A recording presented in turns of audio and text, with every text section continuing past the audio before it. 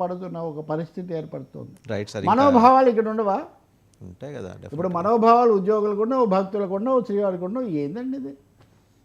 ఇక తెలంగాణ అంశానికి వస్తే తెలుగుదేశం రీఎంట్రీ మీద ఏమన్నా బీఆర్ఎస్కి సందేహాలు ఉన్నాయా సార్? తప్పకుండా మొన్న కేసీఆర్, కేటీఆర్ వాళ్ళు తెలంగాణ భవన్లో మాట్లాడినప్పుడు కూడా చంద్రబాబు నాయుడు మళ్ళీ ట్రాప్ వేస్తున్నాడు, మళ్ళీ ఆంధ్ర వలసాధిపత్యం, ఇట్లాంటి మాటలని కూడా అక్కడ వినపడ్డాయి.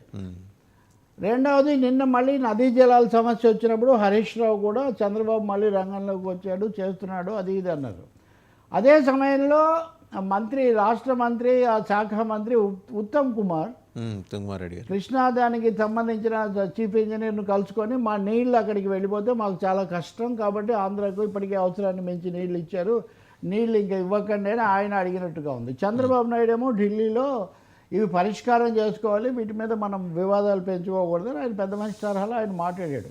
ఇప్పుడు 3:30కు ఆ కృష్ణా బోర్డు సమావేశం జరుగుతుందా లేదా అని చాలా సందేహాస్పదంగా ఉంది.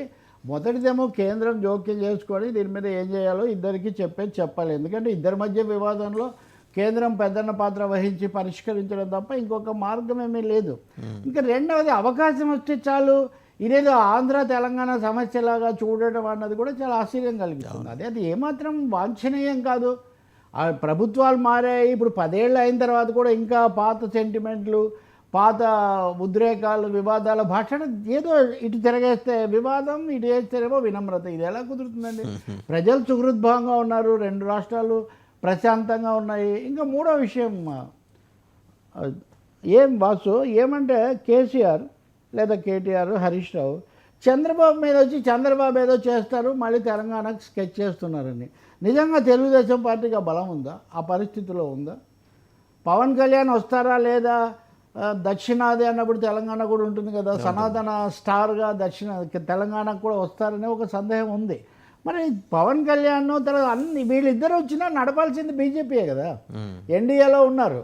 బట్ తెలంగాణలో ఎన్డీఏ, బీజేపీ అంటే బీజేపీ పేరెత్తకుండా కేసీఆర్ కానీ, కేటీఆర్ కానీ, హరీష్ రావు కానీ చంద్రబాబు చేస్తున్నాడు అంటే ఆయనేం చేయలేడు. అంటే నేను అంటుంది ఆయన నేనేం సమర్థించట్లేదు.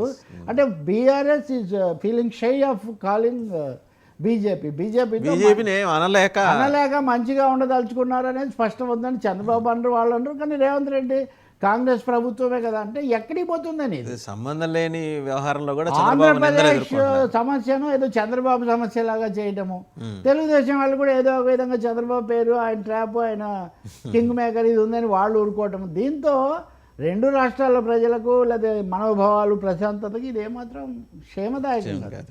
ఇక్కడే మీరు నిన్న చేసిన చర్చ కూడా, దీనికి కొంతమంది హైదరాబాద్ను కూడా ముడిపెట్టి హైదరాబాద్ మళ్ళీ మారిపోతుంది కేంద్ర పాలిత అంటే ఇష్టం వచ్చిన వైల్డ్ స్పెక్యులేషన్స్ కూడా కొన్ని బయట వదులుతున్నారు. కాబట్టి ఈరోజు మన ఆంధ్రప్రదేశ్ వాళ్ళు ఏమో ఎల్లుండి సోమవారం పెట్టుకోండి మాకేదో సమస్య ఉందన్నారు, తెలంగాణ వాళ్ళేమో హాజరై మా వాదన చెప్తామన్నారు.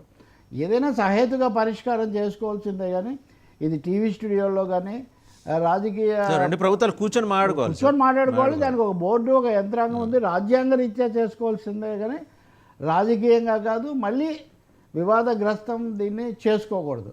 చంద్రశేఖరరావు పోటాడదలుచుకుంటే అది వేరే విషయం. అది బీజేపీతో కలిసి పోటాడతారా, ఇద్దరు